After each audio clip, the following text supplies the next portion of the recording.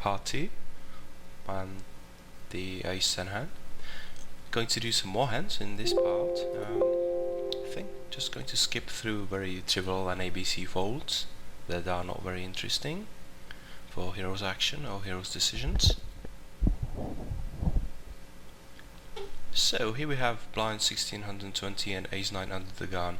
I don't think it's a good idea to open this hand because from early position, because I could easily be dominated, and these guys are very loose.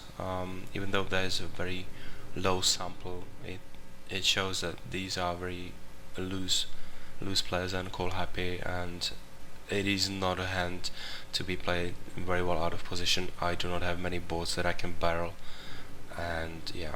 So I wonder what are the minimum requirements for opening from this position at this blind level this deep.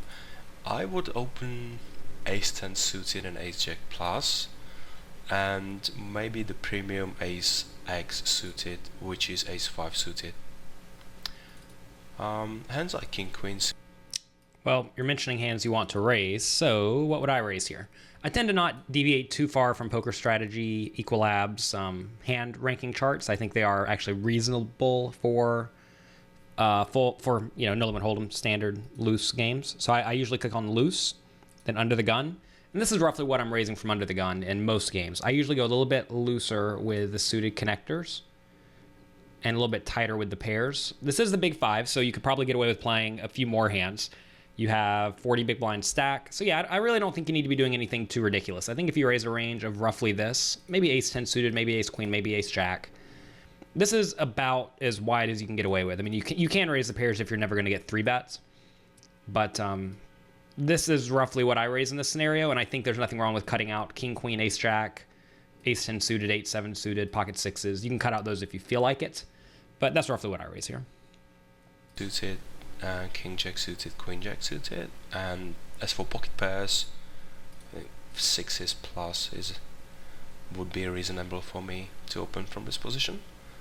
But I wonder what is the best approach at this blind level with loose players behind and maybe some good implied odds with some particular hands. So you mentioned the good implied odds. You're really only playing 40 big blinds deep, so I don't think the implied odds are that big of a deal. Also, when you're playing, I mean, I guess to be fair, you were 8-handed, so maybe you can raise a little bit looser, but if you take a look at these charts, you'll see they don't actually recommend adding any hands under the gun to under the gun +1, although that's clearly wrong, right? You should be raising a little bit wider. But I don't know. Something like this is about as wide as you can get away with. And the implied odds, I don't think really matter so much because you're going to be the one who, quote unquote, obviously has a strong hand if you're opening under the gun. So if you're opening under the gun and you obviously have a strong hand, your opponents are probably only going to be putting a lot of money in the pot when they have strong hands as well, unless they're just bad, right? If they're just horribly bad, then of course that analysis goes out the window because they're going to pay you off poorly. Okay, this should play itself. Aces in a big blind. And facing just over 2x raise from cutoff. And gets even better, there's a 3-bet from 22-22-5 guy over a decent sample, 163 hands. So I've sped up the playback. I guess we'll see after this video if you all like this. But whenever I'm listening to podcasts or whatever, I usually listen to everything fairly fast because that gets you through the content much quicker. So let's see if this helps. If not, we will go back to the regular speed. But whenever you go really fast, you can knock out the whole hand history 1.5x is fast, so let's go ahead and do this. So I should not expect this guy to be light pretty much ever, and I think there's only one option for me, and that is to shove to go all in. It's not like it's going to look any weaker when I make it 1750 or 1850 or any other weird sizing. So yeah, I hope that I decided to shove, and all I can do is hope that this Brad's 1, 2, 3 has got a hand, and I do not expect this guy, this 3-better to fold pretty much ever. And I wonder what are the minimum requirements for hand to go all in with, and what would my plan be if I had pocket 9s or pocket 10s?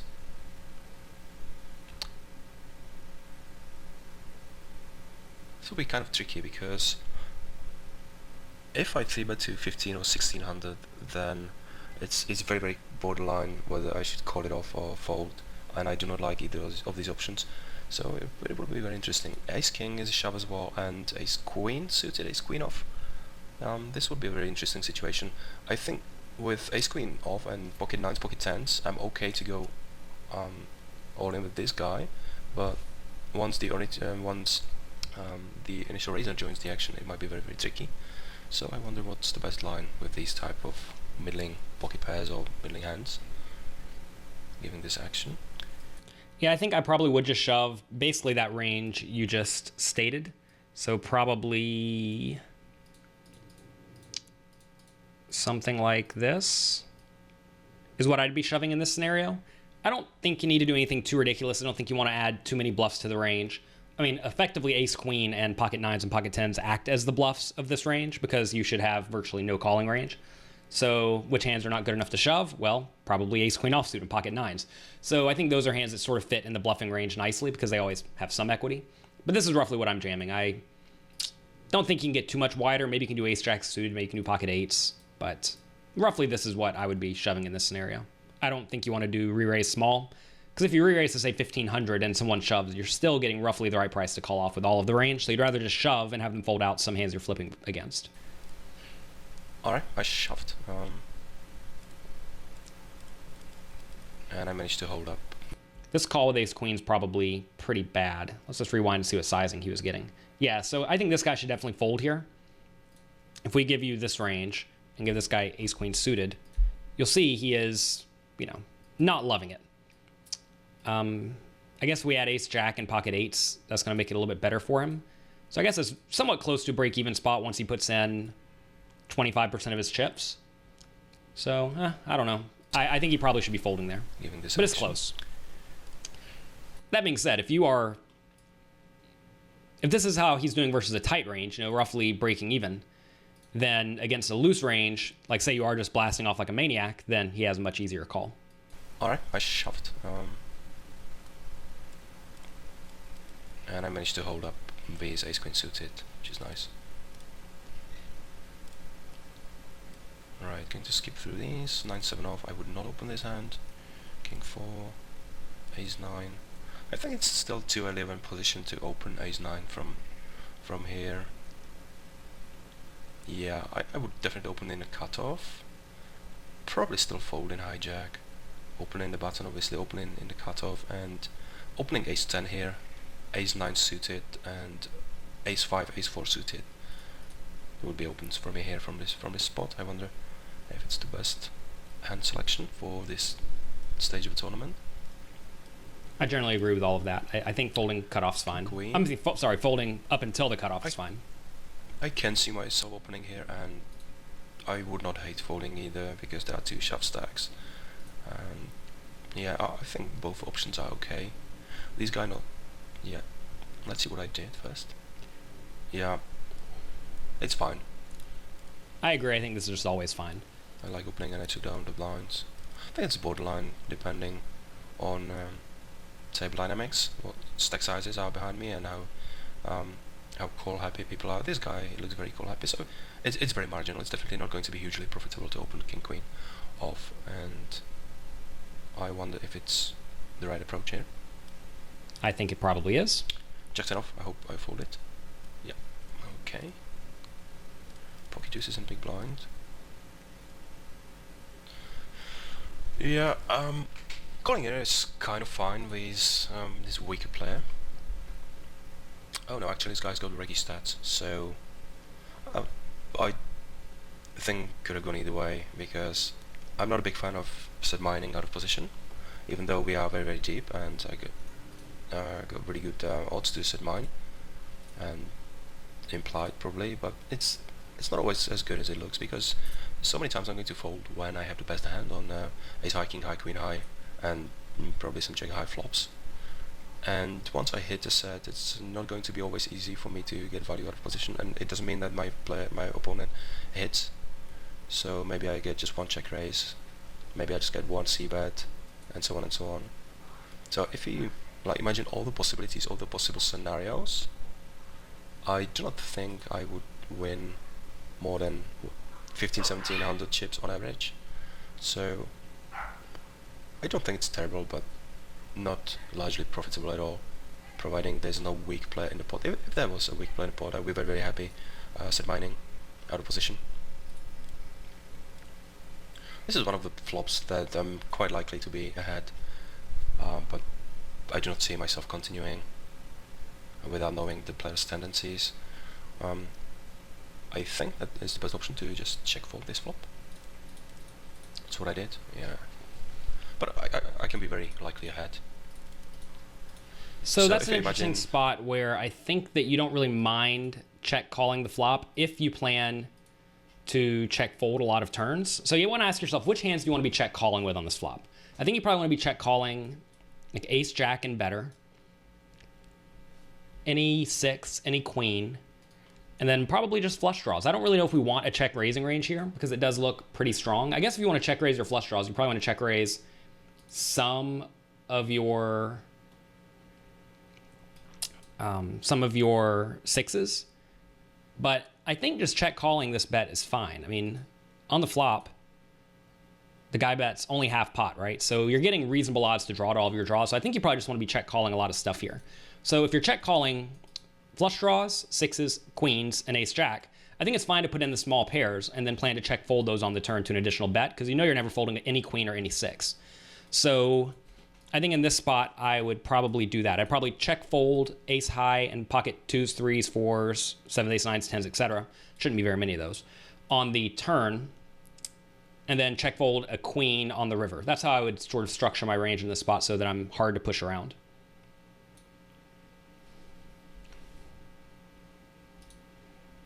In the 150 chips, I think all the times that I fold flops like these and then get paid once I get set will be pretty close and not as profitable as it looks. I think as you start moving up to higher stakes games, you're gonna have to defend that spot a little bit better. In the small stakes games where people may just blindly pay you off, then of course playing cautiously and getting out of the way on the flop is fine. But I think you'll find in the higher stakes games that a lot of people will not necessarily play so poorly, is what it amounts to. So for that reason, I think you probably want to defend there, or at least consider defending there a little bit better. Queen eight suited in a small blind. I tend to keep very narrow range for defending from the small blind, so I'm pretty sure that I folded this, unless I see value in playing the hand versus the big blind, who is kind of weak and passive. I would definitely defend this from big blind, but yeah, I like this fold. That all sounds fine to me.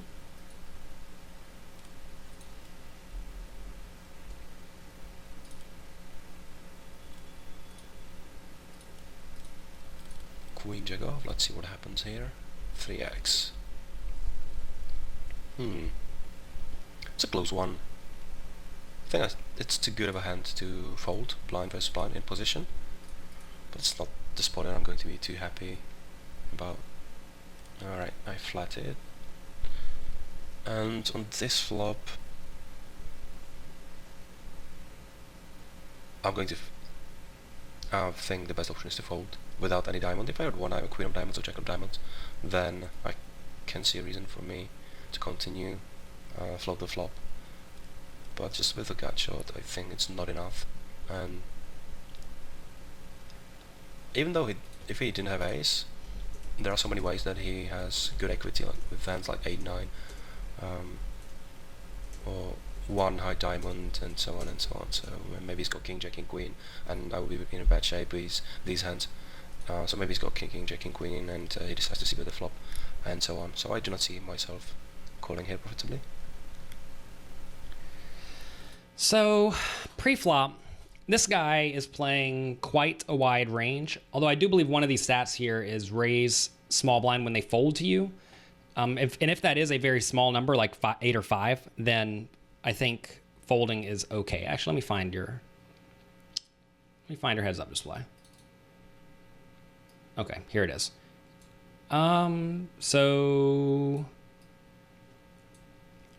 small blind preflop raise is the second number on the second line. So wow, 58% small blind pre-flop raise. So this guy's just raising a very wide range when they fold him in the small blind.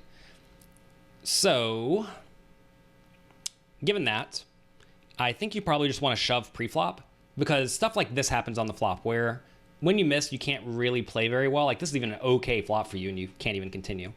So I think I'm just shoving this pre-flop. It may be a little bit big. It may seem a little bit big, but when this guy's opening 58%, that's just ridiculous.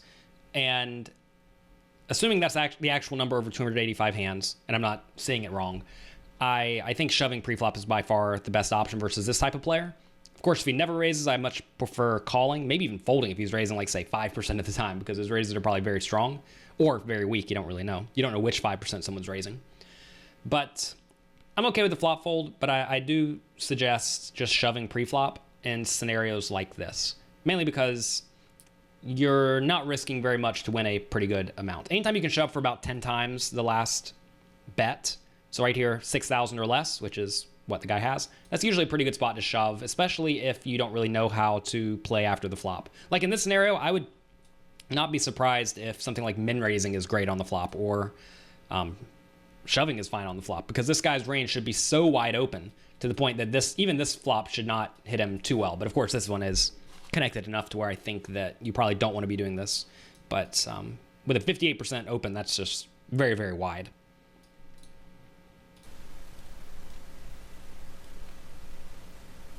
King 5 in the button. With 10 BB stack in a small blind, even though he's passive, I would not open. I would open King 5 suited and King 9 off. That's the weakest offsuit king. If they folded to me here on the button, I would probably raise pretty much every time. I'm not so worried about this guy, given he is somewhat passive. So I think you can make it 450 and probably fold if a tight passive guy shoves. Very simple hand. Not playable at this stage of the tournament.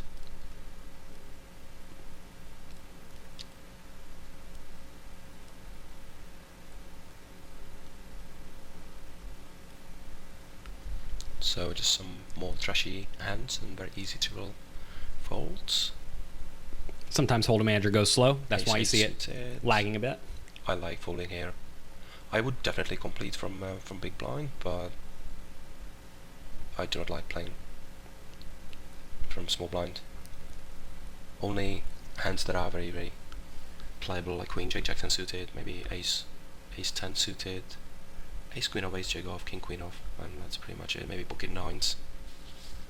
Maybe this tight plays open, I would not like to 3-bet call, so maybe pocket nines.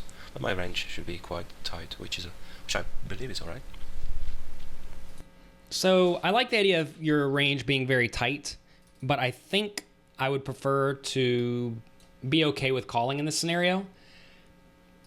Mainly because we know the under the gun guy, or the initial raiser, has a very tight range, right? He's playing super nitty. So knowing this guy is playing super nitty, and we know the fact that this guy is very, very loose, we can play pretty well after the flop. Like, say we flop an ace, big blind's going to call, we check, this guy checks, this guy bets, this guy folds. We should probably just fold. If it goes check, check, bet, we can easily call, because now this guy probably doesn't have an ace. So this is a spot where I think we are going to play quite well after the flop, and I don't really know if our opponents are going to play quite well after the flop. So for that reason, I think we probably want to peel here. The small blind is a spot where you do want to be generally tight, but I think as your opponents get worse, your position becomes much less relevant. And also, it's not like ace-8 suited is a horrible hand or anything. You just have to make sure you play very well after the flop, and you do not blindly stack off every time you flop top pair. So I'd probably call in that scenario. Use 6.